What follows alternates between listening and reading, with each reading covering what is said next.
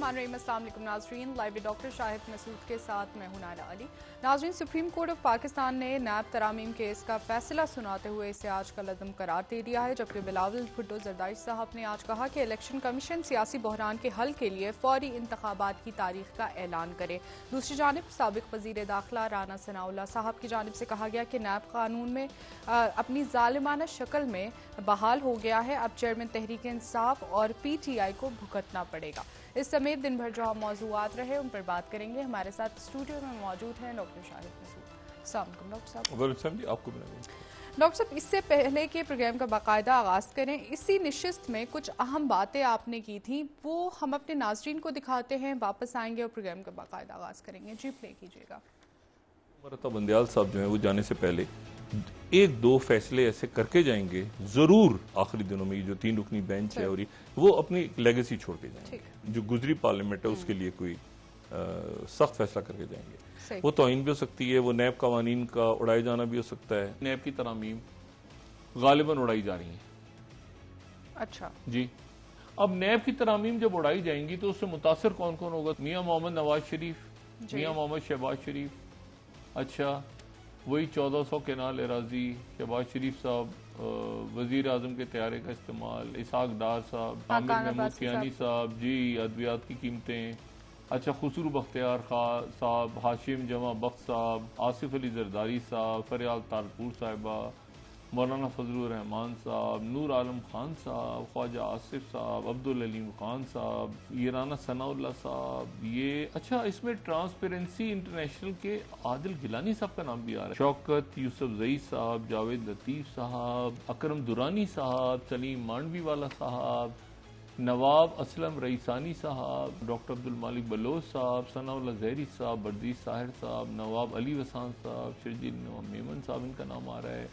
अनवारुल्लाह काकड़ साहब का नाम भी आ रहा है, निगरान वजीर आजम, जी लियाकत जतोई साहब, अमीर मकाम साहब, गुलाम बुख्ती साहब, सैयद मेहदी शाह साहब जो गवर्नर जी भी हैं, ये सारे जाहिर है कि 50 करोड़ से कम और उससे ज्यादा में जो लोग रिहा हुए हैं, कई इसमें इन्वेस्टिगेशन के लेवल पे थे, 3-2 से शायद ये फैसला आ रहा है। तो ये अब इसके बड़े दूरस्थ असरात होंगे, केस खुल जाएंगे दोबारा और नए केस बन रहे हैं। अब ये केस सारे खुल रहे हैं जनाब, अच्छा, और पैसा जो है वो आएगा। अच्छा, मुझे इन लोगों के अंदर जाने में कोई खास इंटरेस्ट नहीं, पैसे में इंटरेस्ट है लोगों को। ये आखिरी 2 दिन है और इसमें कुछ ये हो सकता है कि कोई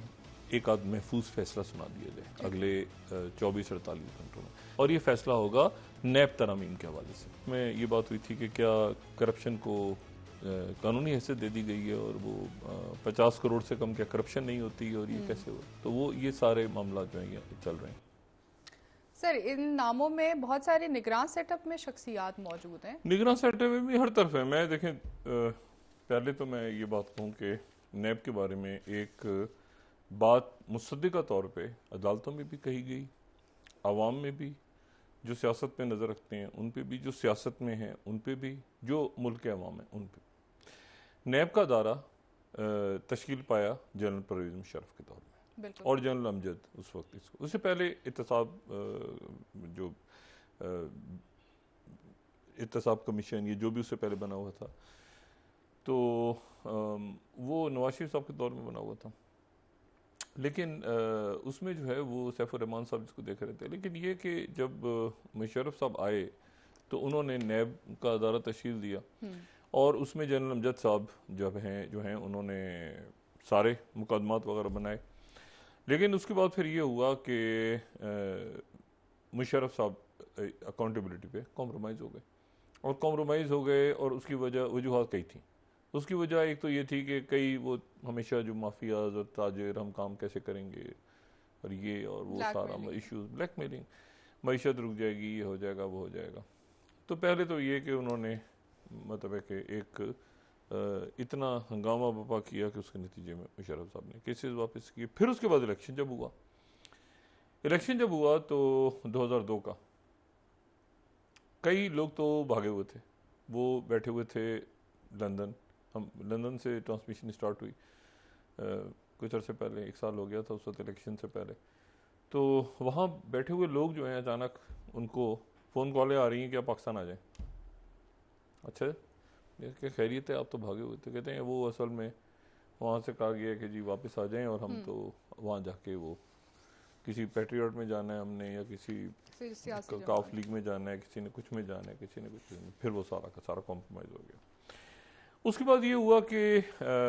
ये पहली या दूसरी, ये पहली शायद पॉलिटिकल इंजीनियरिंग थी जो 2002 के इलेक्शंस में हुई। उसके बाद जो है वो फिर एनआरओ हुआ 2007, और एनआरओ जो है उसको एक उसी किस्म का नाम दिया गया, ठीक है ना, नेशनल रिकन्सिलिएशन, आपस में मिलना है सबने, इसलिए ज़रूरी है कि वो मफाहमत आगे बढ़ाई जाए। और उससे 1 साल पहले इसका टेम्पो बनना शुरू हो गया था। यानी हमें मीडिया में इस तरह की बातों का मतलब है कि इस तरह के टॉपिक्स मेरे प्रोग्राम में तो डिस्कस नहीं हो रहे थे, लेकिन बाकी जगहों पे वो आना शुरू हो गया था कि क्यों ना साहब लोग बैठ के और मुल्क को आगे लेके चलें, और ये जो मीसाक, और इसके पीछे जो है वो उस वक्त की जो मिस वर्ल्ड कह लें या जो भी कहें उन्हें, कॉन्डी राइस थी और वाइट हाउस था, और उनका ये था कि मुशर्रफ साहब जो हैं उनको पाकिस्तान में जमहूरियत को बहाल किया जाए। मुशर्रफ साहब जो हैं वो अपनी स्ट्रेंथ खो रहे हैं। उस 2007 वाले मामले में जो है वो जाहिर है कि पाकिस्तान पीपल्स पार्टी के साथ था कि मुशर्रफ साहब काम करें, और नवाज शरीफ साहब उसमें एक बैकस्टेज पे तारीख दोहराने की ज़रूरत नहीं, लेकिन यह है कि बार एक माहिदा हुआ, उसमें बेशुमार मुकदमात जो हैं वो ख़त्म हो गए, और मुकदमात ख़त्म हो गए, और फिर वो एनआरओ जो है उसको Supreme Court of Pakistan Iftikhar Muhammad Chaudhry साहब जब बहाल हुए 2009 में उसको उड़ा दिया। अच्छा, उसको उड़ा दिया, लेकिन उसके बाद ये हुआ कि अब ये मामला चलें कहाँ, तो फिर नैब जो है उसके ऊपर सियासी इंतहाई कॉम्प्रोमाइज्ड और इंतहाई कमज़ोर, और ऐसे लोग जो कि मतलब मैंने कहा ना मैसिवली कॉम्प्रोमाइज्ड, वो लोग आके बैठे, और उन्होंने फिर वो यानी फसी बुखारी साहब, मतलब अब जाहिर है नहीं है उनके लिए हम बात क्या करें, लेकिन बहरहाल वो, और उसके बाद फिर चौधरी साहब आए, फिर उसके बाद जो जावेद इकबाल साहब आए, तो ये एक पॉलिटिकल टूल बन गया। और एक मरहले पे जब जावेद इकबाल साहब ने वो कहा कि मैं चाहूँ तो अभी भी हुकूमत गिर जाए, और केपी के अंदर ये सारे मामला, तो फिर वो तैयबा गुल और वो सारे मामला शुरू हो गए, तो वो भी कॉम्प्रोमाइज्ड, और फिर ये पॉलिटिकल टूल बन गया, ये पॉलिटिकल टूल बना, ठीक है। और इसमें वो अनहोली अलायंस जो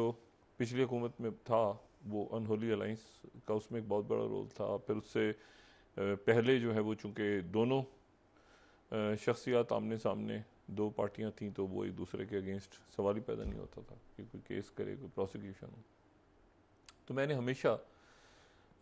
इतने सालों में ये बात की है, और मैं इस बात को कल भी कहता रहा हूँ, और इसको बात को मैं आज भी कह रहा हूँ कि ये अदारा नैब का माजी में पॉलिटिकल इंजीनियरिंग के लिए इस्तेमाल होता रहा है और कॉम्प्रोमाइज होता रहा है। लेकिन आज इन्वर्टेड कॉमर्स, आज मैं आपसे ये कह रहा हूँ कि ये पॉलिटिकल इंजीनियरिंग के लिए इस्तेमाल नहीं होगा, और ये कॉम्प्रोमाइज भी यहाँ पे नहीं है। अब लफ्ज़ कॉम्प्रोमाइज भी नहीं है, और ना ही यहाँ पे अब लफ्ज़ जो है वो पॉलिटिकल इंजीनियरिंग है आने वाले दिनों, इसलिए भूल जाएं सब कि। और ये बात मैंने जब फसी बुखारी साहब के दौर में, उसके बाद यानी मैंने इतने सालों में आज तक नहीं कही, जितने सालों से मुझे मौका मिला है बात करने का। लेकिन आज मैं आपको ये बात बता रहा हूँ कि इस मुल्क में बहुत बड़े पैमाने पर भल सफाई होने जा रही है, और भल सफाई होने जा रही है बदमाशिया की। बदमाशिया सियासत में हो, बदमाशिया ब्यूरोक्रेसी में हो, कोई करेंसी के ऊपर नीचे काम कर रहे हैं वो पकड़े जाएंगे, ठीक है। और अच्छा, वो पकड़े जाएंगे तो काम खत्म नहीं, मुल्क का कारोबार बंद नहीं होगा, मुल्क का कारोबार आगे चलेगा। ये इन्होंने रोका हुआ है। सियासत में अगर कुछ लोग हटते हैं तो उसकी जगह बेहतर लोग सियासत में आएंगे, और पार्टियों को खुद अपने आप को उसमें विड्रॉ कर लेना चाहिए, बजाय इसके कि वो बार बार देखिए ना, ये अजीब सी बात है ना, केस माफ हो गए, हमने कुछ नहीं किया। मतलब इसको अगर जेन्युइनली वो समझते हैं कि ये वाकई उनके साथ कोई मामलात खराब हुए एक पार्टी के साथ, ये दो पार्टी, अगर अक्रॉस द बोर्ड हो रहा है तो अक्रॉस द बोर्ड होने दें। इसमें कोई बचा है? इसमें तहरीक इंसाफ, इसमें बीआरटी, इसमें जो है वो आज इन्होंने जो बात की है राना सनाउल्लाह साहब ने, वो बात दुरुस्त की है क्योंकि उसमें एक तरमीम जो थी वो ये भी हुई थी कि कितने दिन तक, 90 दिन या 15 दिन, वो जो रिमांड वाली बात थी, तो वो जो है वो तो साबिक चेयरमैन जो है उस वक्त उनको नहीं अंदाजा था कि आने वाले दिनों में उन पे भी केस बनेगा, तो उन्होंने इसके खिलाफ हो गए। आज उनकी तरफ से ये आया है पैगाम कि ये जो तरामीम उड़ाई गई हैं मुझे मंजूर है, उन्होंने इसको खुशामदीद कहा है। अच्छा, हालांकि इसका असर उनके पे भी, उनके तोशा खाना पे और वो जो 190 में उस पर पड़ने जा रहा है, लेकिन उनकी तरफ से ये बयान आया है कि मैं इसको खुशामदीद कहता हूं। ठीक है, क्योंकि उसकी वजह यह है कि वो तो तोशा खाना में जो होना है उनके साथ, तोशा खाना में होना है, जो साइफर में होना है वो साइफर में होना है, जो 9 मई में होना है। लेकिन वो कहते हैं ना कि हम तो डूबे हैं सनम, तुमको भी ले डूबेंगे। उन्होंने कहा कि मैं तो गया तो सब ही गए, मैं जाता जाता सबको ले जाऊं। ठीक है, वो पहले तो भी ये कहते रहे हैं। हाँ, वो मतलब है कि वो मतलब इस वक्त देखें, वो तो उनके तो मसले बहुत थे ना, और ये बाकी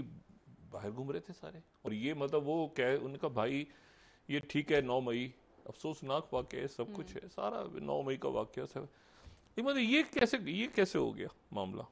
अच्छा, लेकिन मसला ये कि वो भी उसमें फंसे हुए हैं। 190 मिलियन अभी क्लियर होना है ना करप्शन के। और फिर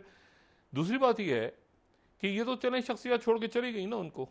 ये केपी के ये कोई पैट्रियट बन गई तो कोई पता नहीं क्या बन गई, ये पार्टियां बन गई सारी, ये सारे खुलेंगे ना केसेस। बीआरटी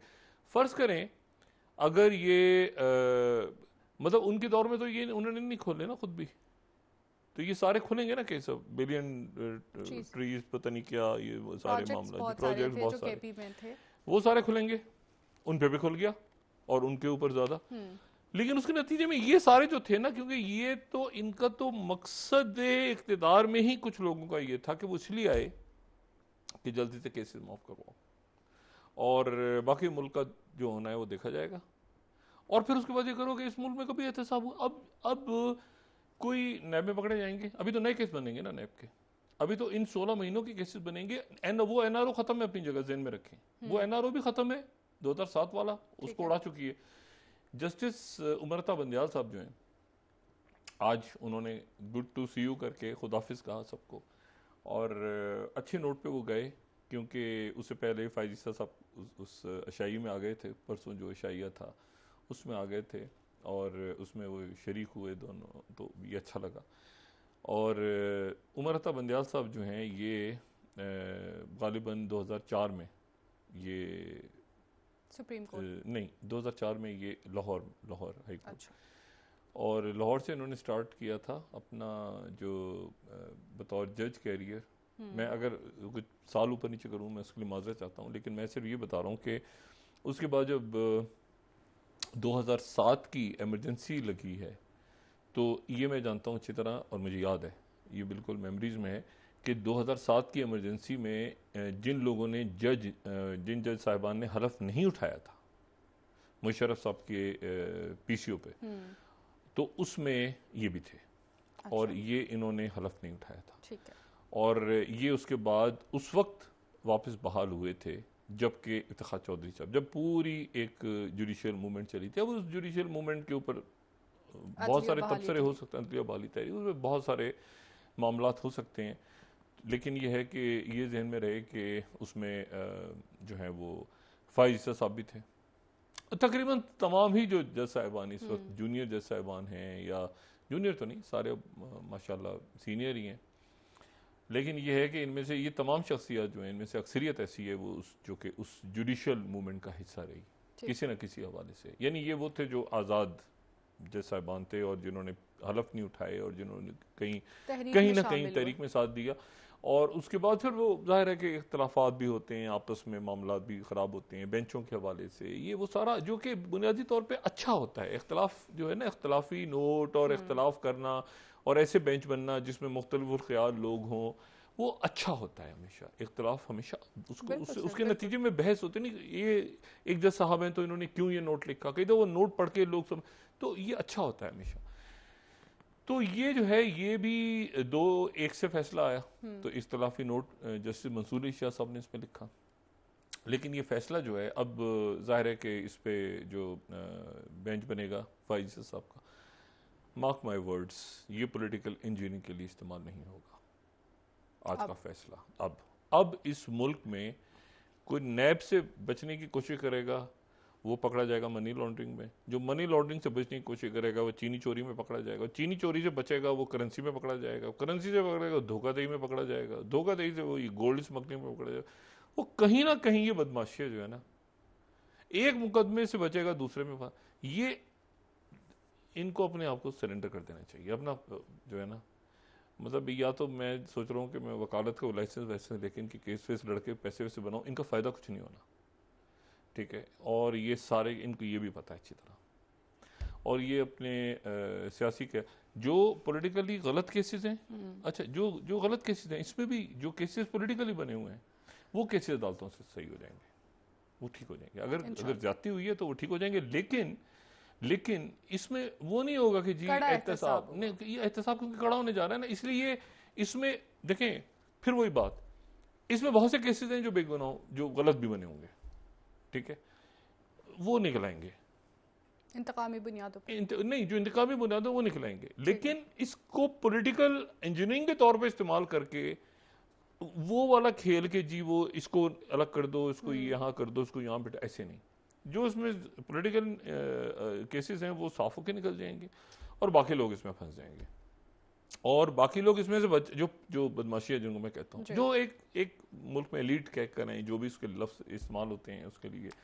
आप इंग्लिश मीडियम स्कूलों से पढ़े हो तो एलीट कहते हैं, मुझ जैसा कोई पीले स्कूल वाला हो तो उसको बदमाशिया कहता है, ठीक है, गली मोहल्लों में घूमने वाला आदमी। तो वो जो है ये बदमाशिया जो है ये हर जगह है। अब इसमें ताजरान भी आएंगे, इसमें ब्यूरोक्रेट्स भी आएंगे, इसमें अदलिया से और कानून से ताल्लुक़ रखती हुई शख्सियात भी आएंगी आने वाले दिनों में। आप ये सुनेंगे कि इसमें वो शख्सियात भी हैं, और मैं फिर दोहरा रहा हूँ इसमें मीडिया से ताल्लुक़ रखती शख्सियात भी आएंगी, ठीक है, और इसमें जो है इसमें वो शख्सियात भी आएंगी जो कि नोटेबल्स हैं, यानी नोटेबल्स होते हैं ना, हर दौर में बैठे हुए आराम से जी, घरों पे पार्टियां हो रही हैं, दावतें, कभी वो पीर पगारा साहब के साथ चले गए, कभी पीपल्स पार्टी में, कभी नून में आ गए, कभी वो जहांगीर तरीन साहब के साथ चले गए, कभी कहीं चले गए, कभी कहीं चाहिए, उड़ते जो इधर उधर के ये तोते बटेरे हैं फसली, ये सारे, और ये हर दौर में, अच्छा ये सियासत में कहीं नहीं आते ना, पीछे बैठे रहते हैं। तो वो कहीं ना कहीं ये पूरा मुल्क जो है ना, अगर आपने ठीक करना है, अगर हमने ठीक करना है, आपसे मुराद ये कि हमने अगर इसको ठीक करना है और हमने किसी बेहतर शक्ल में देखे जाना है अपनी अगली नस्लों को, जैसे तैसे जिंदगियां गुजार ली ना, और इसमें अच्छा भी देखा, बुरा भी देखा, सब कुछ देखा, लेकिन जो नई नस्ल आ रही है पीछे, जो बच्चे हैं जो स्कूलों में जाते हैं, जो कॉलेजों में पढ़ रहे हैं, तो उनको आपने क्या इनके हवाले करके जाना है कि उनको ये बात पता चले कि जी यूनिवर्सिटियों के चार्टर, जहाँ हम यूनिवर्सिटियों में पढ़ते रहे तो उनके चार्टर भी रिश्वतें देखे, मतलब है कि जो कुछ हुआ इस मुल्क में उसमें सब जिम्मेदार हैं, उसमें सियासतदान भी हैं, ब्यूरोक्रेट्स भी हैं, मीडिया भी है, उसमें ये इंटरेस्ट ग्रुप्स भी हैं, उसमें बिजनेस ग्रुप्स भी हैं, उसमें सिविल मिलिट्री जो क़यादतें रही हैं माजी की वो भी इन्वॉल्व रही हैं। लेकिन ये कि अब ऐसा नहीं होगा, अब ऐसा नहीं होगा, ठीक है, और होना भी नहीं चाहिए। और उसकी वजह यह कि मुल्क इसका मुतामिल नहीं हो सकता। रियासत ऐसी जगह खड़ी है, अभी जो फंस गए थे हम IMF के चुंगल में, उसकी वजह आज जो भी हो, तो ये कितना लफ्ज़ हम सुन रहे थे बार बार, एलीट कैप्चर, सादगी इख्तियार होनी चाहिए, कुछ लोगों के ऊपर, गरीबों के ऊपर क्यों डलता है सारा। अभी भी शायद पेट्रोल की कीमत मुझे नहीं पता आज बढ़ती है नहीं बढ़ती, कितनी बढ़ती है, उसके क्या नतीजे होंगे, लेकिन यह है कि लोग उसको पी जाएंगे, उसको सबर कर लेंगे उस पर, क्योंकि उनको भी पता चलेगा कि यार 1 मिनट ठहर जाओ, ये तो पकड़े गए हैं ना, लोग पकड़े भी तो जा रहे हैं ना, मतलब एहतसाब के बगैर आप। और मैं आपको एक बात, ये मेरी जाती राय है, ये आपको जो मैं कहता हूँ ना 1985 का सेटअप, ये इस कदर बोसीदा हो गया आप। और फिर वही मैं इसको बहुत दफा कह चुका हूँ कि घर होता है, उस घर के अंदर जब ये बहुत टूट फूट होनी शुरू हो जाती है, आप मिस्त्री को बुलाते हैं, आप 2 ईंटें लगवा लेते हैं, आप प्लस्तर करवा लेते हैं, आप ये करते हैं, आप कहते हैं ईंटें लगा दो, अच्छा यार ये छज्जा खराब है, ये खराब है, दरवाजे को इसको ठोका ठाकी करते रहो। एक मरला ऐसा आता है कि वो कहते हैं कि जी अब हमने एक हथौड़ी भी चलाई ना तो ये दीवार गिर जाएगी। वो घर इतना, वो ये 85 का जो सेटअप है, और ये जो पूरा एक ढांचा बना हुआ है जिसके तहत हमारा मुल्क चलता रहा है, ये अब बोसीदा हो चुका है, ये अब नहीं चल रहा, मुल्क फंसा। अब आइन कहाँ, मुझे नहीं पता आइन क्या है, इलेक्शन कब होगा, वो केयर टेकर कैसे हैं। पंजाब की लाहौर हाई कोर्ट ने आज कहा है कि जी बड़े बड़े मंसूबों का इफ्तिताह हो रहा है, खैरियत तो है, मतलब आप निगरान हुकूमत है पंजाब में या क्या है, मतलब रोज एक मंसूबे का इफ्तिताह क्यों कर रहे हैं। तो मसला ये है कि वो इसी तरह से नहीं, उन्होंने इलेक्शन सेटअप ने इख्तियार तो उनका कर भी सकते हैं, नहीं भी कर सकते, मतलब उनका, लेकिन एक रिमार्क सही देखें, इलेक्शन कमीशन कह रहा है कि जी वो जो है वो आपने पॉलिटिकल लोगों को कैसे रख लिया। इलेक्शन 1 तारीख को होगा, कैसे होगा, कब होगा, क्या उसके अंदर जो है वो अब फैजी साहब के सामने सारे मामला खड़े हैं ना। और ये जो उन्होंने फुल कोर्ट शायद बनाने की खबर आई है कि 18 तारीख को शायद फुल कोर्ट बन रहा है, वो जो प्रोसीजर बिल है, प्रोसीजर बिल, वो जिसमें ये है कि नजर सानी की अपील और एक जो है वो उसमें हाँ के बेंच के 3 रुकनी बेंच करेगा, या वो जो बेंच बड़ा बेंच बना करेगा, या सुमोटो केसेस में चीफ जस्टिस का इख्तियार होगा, या 3 रुकनी कमेटी, वो तो वो अदालत के अपने मामला हैं, तो वो फुल कोर्ट उसमें बनता है, जैसे भी होता है फैजी साहब उसको, मेरा ख्याल है, और तमाम जज साहिबान उसको इंतहाई तरीके के साथ वो आगे चलेगा मामला। अच्छा, ये जो उमर साहब बंदियाल साहब का दौर था ना, ये दौर जाहिर है कि एक बहुत ही ऐसे फैसले हुए जो सियासी फैसले जाएंगे जब अदालतों में, तो अदालतें उसके बाद सियासत में वो खिंच जाएंगी। और उसकी वजह अब देखें ना, जैसे ये कासिम सूरी वाली रूलिंग थी, तो उसके ऊपर पीटीआई, आज पीटीआई शायद खुश है, कभी नून कभी खुश होती है, कभी नून होती है, ठीक है। तो इसका मतलब ये है कि सभी अगर सभी नाराज हो जाए ना किसी शख्स से, तो इसका मतलब है कि वो इतना बुरा शख्स नहीं होता, वो इतना बुरा शख्स नहीं होता, क्योंकि सभी नाराज होते हैं उससे। तो उसको मतलब है कि उमर बंदियाल साहब जो है, इसका मतलब है उसके दुश्मन है बहुत, आदमी अच्छा होगा। तो ये वाली बात है। तो मेरा ख्याल है कि बंदियाल साहब क्योंकि कि तमाम लोगों को नाराज करके चले गए, तमाम लोग ही नाराज हो गए, तो इसका मतलब है कि तमाम लोग ये कि नाराज हो गए हैं। मतलब मुस्लिम लीग नून कह रही है कि अच्छा जी हम तो भुगतते रहे हैं, लेकिन ये इसका नतीजा जो है ये पीटीआई के लोग भुगतेंगे। पीटीआई वाले कह रहे हैं कि हम तो खुश हैं। मतलब पीटीआई वाले असल में है नहीं ना, पीटीआई वाले तो जो है वो जेलों में, तो बाकी जो लोग हैं दीगर जमातों में बैठे थे, तो नहीं, तो वो तो चक्कर में गए थे ना हमारी बचत हो जाएगी उन जमातों में, वो बचत नहीं होगी। अच्छा, वो तो उनके केस खुल गए ना, वो तो सारे पैट्रियट वो सारे गए ना। अच्छा, नाम देखेंगे सर पैट्रियट, यानी आप इस मुल्क में जरा नाम देखें, एक तो सियासी जमातों के नामों के ऊपर नहीं लोग, मतलब है कि पैट्रियट यानी मुहिब्बे वतन, पहले भी मुहिब्बान वतन बने थे। ये जो मुशर्रफ साहब के दौर में पीपल्स पार्टी पैट्रियट, वो पैट्रियट, यानी हम जो कि पैट्रियट हैं, इसलिए हमें चोरी चकारी की इजाजत है, मैं कुछ ना करूं। इनको दो मैं क्या बात करूं, 2-4 जूते नहीं, अजीब सी बात हो जाएगी, अजीब व गरीब नाम है। तो मेरा ख्याल है कि ये नाम तब्दील कर देने चाहिए। परवेज खटक साहब हमारे इंतहाई काबिल एहतराम सियासी रहनुमा है, अगर उन्हीं पैट्रियट नाम तो बदलें, एहतसाब ही होना है तो फिर वापस आ जाएं पीटीआई में। अब हर सूरत उनका एहतसाब नहीं, तो पीटीआई में कौन लेगा उनको? पीटीआई में कौन लेगा? मतलब मसला ये है कि देखें, जो वो कहते हैं ना कि वो जो, और इसके नतीजे में एक तो सियासी भल सफाई हो रही है और ब्यूरोक्रेसी की भल सफाई भी हो रही है। ये माफिया तो हर जगह बैठी है ना। मैंने आपसे ना, गोल्ड स्मगलिंग में, कोई चोरी चकारी में, कोई मनी करेंसिंग में, कोई लैंड ग्रैबिंग में, कोई चाइना कटिंग, पानी चोरी होता है, बिजली चोरी होती है, पानी चोरी होता है, यानी यहाँ पर आप वो दवाइयाँ चोरी होती हैं, चीनी चोरी होती है। मतलब कोविड के दिनों में वेंटिलेटर, डॉक्टर साहब, वेंटिलेटर तो मास्क तक नहीं बचे, गायब हो गए थे। मसला ये है कि अब, और इस पे कॉम्प्रोमाइज नहीं होगी, इस पे कॉम्प्रोमाइज इसलिए होगी कि जो रियासती अदारे हैं, रियासती अदारों के अंदर ये तय हो चुकी है बात कि मुल्क को ठीक करना है। तो मुल्क को ठीक करना है, तो मुल्क को ठीक करने के लिए इस वक्त क्या ख्याल है? इस वक्त जो है किसी को ये जरूरत है कि वो पॉलिटिकल इंजीनियरिंग करेगा इस वक्त? मतलब वो तो इसको मतलब एक मंतकी अंजाम तक पहुंचा के, बल्कि मुझे लगता है कि मंतकी अंजाम से आगे ना निकल जाएंगे। ये भी डर है, लेकिन ये कि वो तो कहते हैं रोनते हुए निकल जाएंगे, रुकना नहीं है। एक दफा रुक गए वो नहीं, वो मेरा नहीं ख्याल कि वहां पे इस तरह का मिजाज जो है इस वक्त, और ना इस तरह का माहौल है मुल्क में, और ना मुल्क मुतहम्मिल हो सकता है इस वक्त की हमारी। और मेरे ख्याल से बड़ी क्लैरिटी है, जहाँ तक हमने देखा है देखें मसला तो वहीं से खड़ा हुआ था ना कि जब करप्शन की, और मैंने ये बात गलत नहीं है, इस बात मेरी उस ज़माने में अली जैदी साहब अब ज़ाहिर PTI में नहीं है, उनसे बात हुई थी इस मामले पे, थोड़ी बहुत बात और रहनुमाओं से हुई थी, उनमें से एक आध मुल्क से बाहर हैं, मैं नाम नहीं लेना चाह रहा, वो उसमें से बहुत से लोग छोड़ चुके हैं PTI। मैंने उस वक्त उनसे कहा था कि आपने क्या सिर्फ इस बात पे DGISI को मैंने जब खबर आई तो इत्तेफाक से वो हमारे ऑफिस में ही थे, तो सारे PTI के दोस्त हैं, अब नहीं है उसमें से अक्सरियत PTI में, तो मैंने कहा इस बात पे, तो उन्होंने जवाब बड़ा अजीब दिया, कहते हैं यार 1 मिनट ठहरें डॉक्टर साहब, ये सारी जो पार्टियां हैं ये तो खाते पीते रहे अपने दौर में, पीपल्स पार्टी वाले और नून वाले, हमारी बारी आई, एग्जैक्ट जुमला, और मैं ऑन ओथ ये बात कह रहा हूं, मैं हल्फन ये बात कह रहा हूं, कहते हैं हमारी बारी आई तो ऐसे बंदे को लाके बिठा दिए ISI में, मतलब हमें कुछ ये हल्फन। अच्छा मैंने कहा 1 मिनट यार क्या हो गया भाई, कहते हैं यार ये अजीब यानी एग्जैक्ट उनका जुमला था कि अजीब बंदे को अजीब बंदा आ गया यार, हमारा टाइम आया तो ऐसा बंदा आ गया यार, मतलब है कि कुछ करें ही ना हम, और वो पहले सारा खा पी के चले गए, तो ये तो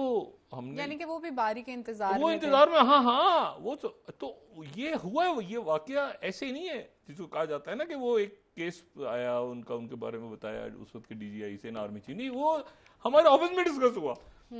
मैं उनका नाम भी ले सकता हूँ शख्सियत का, लेकिन वो बड़ी अजीब सी बात लगी कि वो कहते हैं यार हमने, अच्छा मैंने कहा ये आप कह रहे हो, कह रहे नहीं हमने ये खान साहब से कहा, अच्छा कि जी इनको करें क्योंकि ये हमारा टाइम आया है, तो ये कहां से, तो हम मतलब हम भी तो कहीं सबको पढ़े हैं राहों में, हम भी तो कोई मालूम बनाए पैसा वैसा, मतलब मैं शक्ल, मैंने कहा यार इस बात पे सिर्फ तब्दीली के कहते हैं, हाँ इस बात पे की ब्रेक एक डॉक्टर ले लें, तो इसीलिए मैं कह रहा हूँ कि अब चूंकि एक वो होता है ना कि एहतसाब की वजह से एक होते हैं ना कि एक वो बनती है, यानी कि एहतसाब बिला इम्तियाज का जो एक नारा था वो अब सच साबित होगा। नहीं, इसका एक बैकग्राउंड है, ये अब नहीं है लगा है नारा, ये चूंकि एक बैकग्राउंड है ना इसका, कि इसी बुनियाद पे वो तब्दीली और फिर उसके बाद की सिचुएशन हालात जो भी खैर डेवलप हुए, वो तो जाहिर है कि बाजवा साहब बेहतर बता सकते हैं, फैज साहब बेहतर बता सकते हैं, या उस वक्त वजीर आजम बता सकते हैं, या अपोजिशन बता सकती है कि उन्होंने जेलों में थे जब हुकूमत गिराई, वो उनको पता ही नहीं चला, हम चीखते रह गए कि शहबाज शरीफ साहब पे नजर रखें, वो शहबाज शरीफ साहब पे नजर, उन्होंने पूरी दुनिया में हर एक पे नजर रखी सवाई शहबाज शरीफ साहब पे, कहते रह गए, हाँ वो उनकी नजर जो है वो अब क्या करें, लेकिन बहरहाल ये है कि लेकिन डॉक्टर साहब क्या अब भी नजर रखनी चाहिए शहबाज शरीफ साहब पे या नहीं, क्योंकि वो कह चुके हैं कि मैं ऑल टाइम नहीं, अब मशवरा किसके लिए है, नवाज शरीफ साहब की बात, नवाज शरीफ साहब के लिए मशवरा ये है कि अटक जेल पे नजर रखें, ठीक है ब्रेक एक ले लेते हैं नाज़रीन, अटक जेल पे नजर रखें, अटक जेल पे नजर रखें, अटक जेल पे नजर रखें, क्योंकि देखें बस मैं इससे ज्यादा नहीं कहना चाह रहा नवाज शरीफ साहब के लिए, ब्रेक एक ले लेते हैं डॉक्टर साहब, वापस आके बात करेंगे नाज़रदारी साहब के लिए कि वो दोनों शख्सियात इस वक्त अटक जेल पे, अब वो अटक जेल पे नजर रखें, बेहतर, ठीक है मजीद बात करेंगे आपसे वापस आके नाज़रीन, यहाँ पर एक ब्रेक ले लेते हैं, हमारे साथ रहिएगा।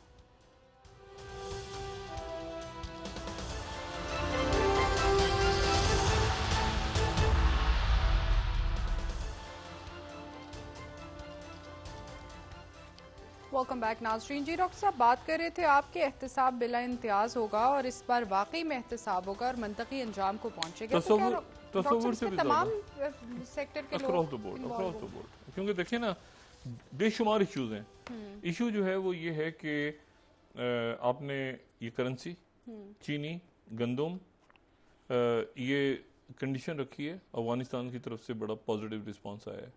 कि जी वहाँ से ये स्मगलिंग और टेररिज्म और ये सारा जो मामला था उसको वो रोकेंगे, और हमारा बरादर मुल्क है और बड़े ज़बरदस्त वहाँ के लोग हैं, वो इस बात को समझेंगे कि पाकिस्तान के लिए कोई प्रॉब्लम्स क्रिएट ना हो, तो तुरखम के ऊपर चंद दिनों के लिए जो है वो खोला गया दरवाज़ा, तो ये बड़ा ज़रूरी है क्योंकि बहुत सारे मामला को आप ठीक करेंगे तो फिर एक पिक्चर बनेगी, ठीक है, उसमें चोरी, गंदम चोरी, ये चोरी, वो चोरी, फलाना, करेंसी, पानी, जो हम पहले बात वो सब का चूंकि अलग अलग शुरू हुआ है इसलिए वो सब एक ही उसमें आ जाएंगे, बहुत से नाम तो आपको हर जगह नजर आएंगे, ठीक है, कि इसमें भी है, ये इसमें भी है, ये इसमें भी। दूसरी बात देखें कि खित्ते में बड़ी इंटरेस्टिंग वाक़यात हो रहे हैं, तेजी के साथ हो रहे हैं। अच्छा, ये आप देखें कि जो वॉल स्ट्रीट जर्नल के अंदर आज जो उनकी फर्स्ट स्लाइड है, मैं उससे स्टार्ट करता हूँ। वॉल स्ट्रीट जर्नल कह रहा है कि जी Russia seeks to expand naval presence in Mediterranean. अच्छा, मेडिटेरियन हमें पता है, कोई बताने की जरूरत नहीं, अफ्रीका से ऊपर, ठीक है, यानी अफ्रीका और यूरोप के दरमियान मेडिटेरियन सी,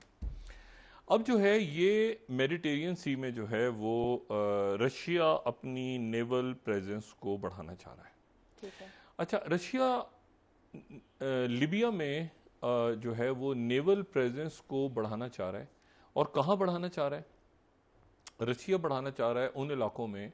लीबिया जो है बदकिस्मती से एक तो वहाँ पे ये बहुत बड़ा सानिया पेश आया है अभी 2 रोज़ पहले लीबिया में, और हमारा बरादर मुल्क है और बहुत ही इस कदर बड़ी तबाही हुई है वहाँ पे। बिल्कुल सर, अल्लाह ताला अपने रहम करे। लेकिन इस दौरान ये हुआ है कि वहाँ पर 2 शख्सियात जो हैं वो पहुँच रही हैं। ठीक है, एक तो अफ्रीकन कौम जो कि कुछ अर्सा पहले जिसको कुछ साल पहले तो नहीं, कुछ साल पहले अफ्रीकन कौम जो है वो एक अलग, जैसे सेंट कौम, पैसिफिक कौम, अफ्रीकन कौम जो कि जर्मनी से ऑपरेट करती है, जनरल माइकल लैंगले उसको हेड करते हैं। तो वो जो हैं वो और साथ उनके एक जो लीबिया के लिए अमेरिका के खुसूसी नुमाइंदे हैं, ये 2 शख्सियात जो हैं ये लीबिया का दौरा कर रहे हैं। ठीक है। अच्छा, ये लीबिया का दौरा इसलिए कर रहे हैं कि लीबिया में कर्नल गद्दाफी के जाने के बाद, बल्कि कर्नल गद्दाफी की ज़िंदगी में ये हुआ कि वहाँ पर जो कर्नल गद्दाफी के एक बड़े करीबी उनके साथी थे जो कि 1970 से कुछ पहले जिन्होंने ज्वाइन, जो जब ये तख्ता उल्टा था कर्नल गद्दाफी, तो उसमें भी हुकूम में भी साथ थे। ठीक है। फिर वो फौज में चले गए। ठीक है, और फौज में चले गए, और फौज में जाने के खलीफा हफ्तार की मैं बात कर रहा हूँ, और फौज में वो चले गए और उन्होंने कर्नल गद्दाफी का साथ दिया, और वो अरूज पाते गए टिल वो दिन नहीं आए जब कि लीबिया की लड़ाई हो गई चार्ट से। और लीबिया की जब चार्ट से जंग हुई तो उसके बाद ये हुआ कि ये 1990 की गालिबन बात है, उसमें ये हुआ कि इनको चार्ट ने गिरफ्तार कर लिया। चार्ट हमें पता है लीबिया के बिल्कुल साथ उसके बॉर्डर्स अगर नक्शा देखें तो चार्ट में वो गिरफ्तार हो गए, और उसके नतीजे में जो कर्नल गद्दाफी का जो एक इमेज या उनका सारा पूरा अफ्रीका के अंदर वो जाहिर है कि आप देखें बिल्कुल चार्ट का बॉर्डर मिल रहा है लीबिया से, लीबिया रेड है, ठीक है ना, चार्ट नीचे लिखा हुआ है। तो कर्नल गद्दाफी के लिए बड़ा मसला हुआ, और साथ ही ये हुआ कि ये गिरफ्तार हो गए खलीफा हफ्तार, और खलीफा हफ्तार के जो दोस्त अहबाब थे उन्होंने कर्नल गद्दाफी की हुकूमत का तख्ता उलटने की कोशिश की। ठीक है। उसके बाद ये हुआ कि वो उनके दोस्तों को गिरफ्तार कर लिया कर्नल गद्दाफी ने। लेकिन खलीफा हफ्तार जो हैं ये एक प्रिजनर डील या जो भी कहें, ये रिहा हुए, लेकिन रिहा होने के बाद अमेरिका चले गए, और अमेरिका ये तकरीबन अगले 20 साल रहे, 2 दिहाइयाँ खलीफा हफ्तार अमेरिका में रहे, ता वक्त ये कि यहाँ पर ये अरब स्प्रिंग के नाम पर फसाद शुरू हुआ, और फसाद शुरू हुआ तो ये वापस आए, और वापस आने के बाद जो कर्नल गद्दाफी के अगेंस्ट जो फौजें लड़ रही थीं उसको इन्होंने लीड किया खलीफा हफ्तार ने। कर्नल गद्दाफी की रुखसती हो गई, चले गए दुनिया से। उसके बाद ये हुआ कि वहाँ पर इलेक्शन वगैरह हुए, उसके नतीजे में एक प्रोसेस हुआ सारा, वहाँ पे एक पार्लियामेंट इलेक्ट हुई, सब कुछ हुआ, लेकिन उसको फिर वो खलीफा हफ्तार के साथ सामने खड़ी हो गई। खलीफा हफ्तार जो है एक मजबूत कुव्वत के तौर पे लीबिया में उनकी बड़ी पार और बड़ी सॉलिड पर्सनैलिटी है। तो एक खाना जंगी वहाँ हो गई। अब खाना जंगी हुई उसके, अब उसमें कौन सा मुल्क किधर था ये उसको हम इस वक्त बात इसलिए नहीं करते कि वो इख्तलाफात अब ख़त्म हो गए। मतलब मिसाल के तौर पे तुर्की बमुकाबला रशिया, सऊदी अरेबिया या यूएई बमुकाबला कतर और ईरान, तो यानी इस तरह से वो 2 ग्रुप्स खड़े हो गए आमने सामने। एक ग्रुप जो ज़रा छोटे साइज़ का था उसको मान लिया अक़वाम मुत्तहिदा ने, ठीक है, और अक़वाम मुत्तहिदा ने उसे मान लिया, और वो गवर्नमेंट ऑफ नेशनल अकॉर्ड, ये वो जो कि इलेक्शंस के नतीजे में जिसके खिलाफ फिर वो लीबिया की एलएनए खड़ी हुई थी, Libya national army Khalifa Haftar की। लेकिन ये हुआ कि अगर उसको जब ये जंग यानी कुछ जंगबंदी हुई, तो जंगबंदी दो साल पहले, तो उस जंगबंदी के नतीजे में वो जंग जब बंद हुई तो मुल्क का बहुत बड़ा हिस्सा, अगर उस नक्शे पे आप देखें तो मुल्क का बहुत बड़ा हिस्सा जो है वो खलीफा हफ्तार के अंडर, और खलीफा हफ्तार के साथ रशिया, ठीक है, और उसका अगर मैप दिखा सकें तो ये पूरा जो रेड है, अब आप इस नक्शे को देखें, पूरा जो रेड है, ये रेड जो है ये खलीफा हफ्तार का इलाका, और ब्लू जो है वो वहां पर वो हुकूमत है जिसको अक़वाम मुत्तहिदा मानती है। अच्छा, ये वो ट्रिपली का इलाका, यानी कि ये पूरा इलाका खलीफा हफ्तार का है। ठीक है, ये इसमें अच्छा, अब जो बनगाजी है, यानी 3 बंदरगाहें हैं ना, एक तो ट्रिपली, अगर हम थोड़ा सा नक्शे को करके देखें तो ट्रिपली ऊपर है, वो उनका उस हुकूमत का जो जिसको सरकारी तौर पे माना जाता है वो उसका दारुल हुकूमत है। बनगाजी और तबरूक में, अच्छा तबरूक जो है ये बिल्कुल मिस्र है इसके साथ। अगर हम दूसरा नक्शा दिखाएं तो इसके साथ, ये तबरूक के साथ जो व्हाइट आपको नजर आ रहा है ना, ये इजिप्ट है सर। और ये दोनों बंदरगाहें हैं, बनगाजी भी और तबरूक भी, और ये बंदरगाहें जो हैं ये है मेडिटेरियन की बंदरगाहें। ये आपको नजर आ गया इजिप्ट। अच्छा, ये ऊपर पानी है ब्लू कलर का, जो ब्लू कलर के पानी के उस तरफ यूरोप है। ये वो है जगह जहां कश्तियां डूबती हैं। हम कहते हैं ना लीबिया से यूनान जाने वाली कश्ती डूब गई, वो यहां से जाती हैं कश्तियां। ये जो बॉर्डर है लीबिया का जो कि मेडिटेरियन के साथ है, इसके उस पार यूरोप है। इसकी ये इंपॉर्टेंस है, यानी ये बॉर्डर कई हवालों से इंपॉर्टेंट है। यानी यहाँ से अब देखें ना, लीबिया में ऑयल है बहुत, लीबिया से ऑयल ने अगर जाना हो यूरोप, लीबिया से पाइपलाइन, तो ये आप देखें बिल्कुल वो आपको नजर आया कि लीबिया के बिल्कुल साथ, यानी ये क्रॉस करें उधर यूरोप आ गया, इस दरमियान में मेडिटेरियन है। यहाँ से वो कश्तियों में बैठ के इस इंसानी स्मगलर, अब लोगों के जहन में आ जाएगा कि मैं किस जगह की बात कर रहा हूँ, यहाँ से क्रॉस करवाते हैं वो, और वो सामने यूनान तक या इटली तक लेके जाते हैं। ये जो 2 बेसिस हैं, इन बेसिस पे कुछ दिन पहले रशिया के जो डिप्टी डिफेंस, अच्छा ये वो जगह है लिबिया जहां सबसे पहले वैगनर ग्रुप भी आया। वैगनर ग्रुप ने यहां बैठ के कार्रवाइयां की सारी, वो चाड में, माली में, आगे जो पूरा फैला है। तो उसकी जो आगाज हुआ था वैगनर ग्रुप का अफ्रीका में, जो पहला पांव रखा था वो रखा था वैगनर ग्रुप ने लिबिया में, और यहां से एयर बेसिस से वो फ्लाई करते थे, और फिर चाड और माली और इधर जो हुकूमतें गिरी हैं सारी, ये पूरे साहिल के इलाके में। अब अमेरिकन इसलिए जा रहे हैं कि ये हमें बनगाजी और ये जो तबरुक जो उनका खलीफा हफ्तार का जो कैपिटल है, तो वहां पे हमें ये रशिया अपनी बेसिस ना दे। तबरुक की बेस इसलिए इंपॉर्टेंस है कि उसकी इंपॉर्टेंस इसलिए भी है कि वहां से जो सीरिया की जो तिग्रस की जो है, जो एक और रशिया के पास एक और, तो वहां से यहाँ जहाज वहां फ्लाई करते हैं, वहां से यहाँ से जहाज जो है ये सब सहारा में भी फ्लाई करते हैं, साहिल में भी फ्लाई। तो ये अब अफ्रीका में दोबारा इसमें कोशिश हो रही है, लेकिन मेरा ख्याल है कि इतना ज़्यादा झुकाव मौजूद है, इतना ज़्यादा झुकाव है रशिया का, और इतना ज़्यादा असर है रशिया का, कि शायद अमेरिका के लिए ये मुश्किल हो कि यहाँ पर दोबारा अपना फुटप्रिंट हो भी सकता है। क्योंकि देखें ना, पीछे जो बगावत साहिल का है वो एक तारे बफर जोन बन जाए बीच में, ताकि जो कुछ लिबिया में हो रहा है वो साहिल के ममालिक तक वो बगावतें रुक जाएंगी किसी तरह, क्योंकि लिबिया जो है ये तकरीबन खलीफा हफ्तार इसको ले चुके हैं। और ये आप देखें कि ये इतनी बड़ी डेवलपमेंट्स हैं कि इसके नतीजे में उधर अगर प्यूटिन और तैयब एर्दोगन साहब की मुलाकात होती है तो उसका असर लीबिया पे पड़ता है, सीरिया पे पड़ता है। ये देखिए, ये बहुत सारी जगह आज के दिन जब बात कर रहे हैं,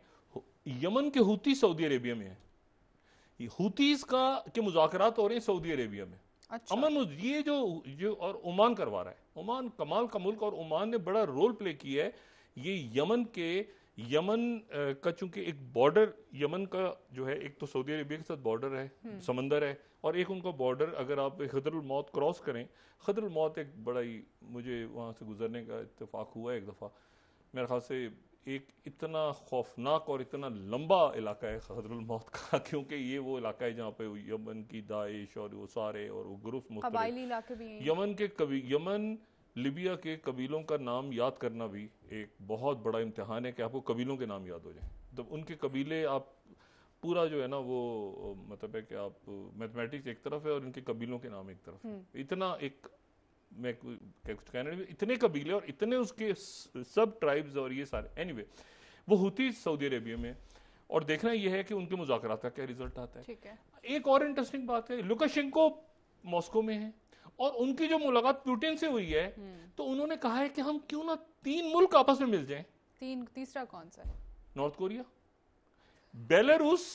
रशिया और नॉर्थ कोरिया। और इसको जो पॉलिटिको है, जो 10 स्लाइड है, उन्होंने इसको नया नाम दिया है, नया एक्सेस ऑफ ईवल। ये हर एक्सेस ऑफ ईवल जो है ना, ये हर कुछ अरसे के बाद ये एक्सेस ऑफ ईवल एक नया बन के आता है। कभी उसमें ईरान होता है, कभी उसमें इराक होता है, कभी उसमें कुछ होता है। हाँ, वो कह रहे हैं नया axis of evil Lukashenko touts Russia, Belarus and North Korea lines. अच्छा, ये बात की जो लुकाशेंको अब कहाँ यूरोप का बेलारूस, कहाँ नॉर्थ कोरिया, वो कह रहे हैं ये अच्छा। और चाइना दरमियान में, चाइना तो खामोश बैठा है ना, खामोशी से चाइना तमाशा देख रहा है। चाइना तमाशा देख रहा है खामोशी से बैठ के, और यकीनन एंजॉय कर रहा है। इशू ये सारा कि अब इसमें से अमेरिका कैसे, आज हंटर बाइडन के ऊपर भी मेरा ख्याल है कि ये इम्पीचमेंट कामयाब नहीं होगी, वीक केस है, लेकिन यह है कि बहरहाल एक हेडेक तो है उनके लिए, प्रेसिडेंट बाइडन के लिए। वो अभी किस तरह से मशरिक वुस्ता, ये फिर इलेक्शन ईयर शुरू हो रहा है, फिर वहाँ पर ये नॉर्थ कोरिया से ज़ाहिर है कि आर्म्स वगैरह अगर आते हैं नॉर्थ कोरिया में, वो नॉर्थ कोरिया के जो प्रेसिडेंट हैं वो सैर कर रहे हैं अभी रशिया की। अच्छा। वहाँ पुतिन वापस आ गए मॉस्को। उनका जो ट्रैवल प्लान है वो बड़ा इंटरेस्टिंग है। पहले तो वो कॉस्मोड्रोम गए ना, वो कॉस्मोड्रोम से उसके बाद वो कोमसोमोल्स्क ऑन एमोर दरिया पे, ये एमोर कोमसोमोर पे पहुंचे, और फिर वहाँ से वो व्लादिवोस्तोक जाएंगे, ये अगर हम मैप दिखा सकें, मतलब ये अभी वहीं पर मौजूद हैं, ये वहीं घूम रहे हैं अभी, ठीक है। आज इन्होंने ये फ्लीट, जहाँ पे पैसिफिक फ्लीट है जहाँ पर कॉन्फ्रेंस हो रही थी, अब जाएंगे, कॉन्फ्रेंस में नहीं शरीक हुए, मीटिंग इनके ऊपर हो गई, फिर ये वहां गए जहाँ जेट तैयार होते हैं, पहले ये स्पेस क्राफ्ट वाली जगह, अब वो जाएंगे जहाँ पैसिफिक फ्लीट है, फिर वापस जाएंगे नॉर्थ कोरिया, और फिर प्रेसिडेंट पुतिन वहां का दौरा करेंगे 2000 के बाद, सन 2000 के बाद, ठीक है। तो ये सारी डेवलपमेंट्स हैं और नए अलायंसेस बन रहे हैं, और इन सारे अलायंसेस में ये सारा का सारा जो भी कुछ हो रहा है पूरी दुनिया में, इसमें जो है ये सारा असरअंदाज हो रहा है पाकिस्तान, ये पाकिस्तान। ठीक है, बहुत शुक्रिया डॉक्टर साहब। प्रोग्राम का वक्त खत्म हुआ। नाजरीन, कल इंशाल्लाह दोबारा आपसे मुलाकात होगी। मुझे नाला अली को इजाजत दीजिए। अल्लाह हाफिज़। जी डॉक्टर साहब। पाकिस्तान एक बहुत इंपॉर्टेंट मिडल पावर है, दोनों तरफ उसने अपने ताल्लुकात को बैलेंस रखा हुआ है, स्ट्रेटेजिकली भी, डिप्लोमेटिकली भी इंपॉर्टेंट मिडल पावर। अपना दोस्तों, रिश्तेदारों, गिरदनों के लोगों का सब ख्याल रखिएगा।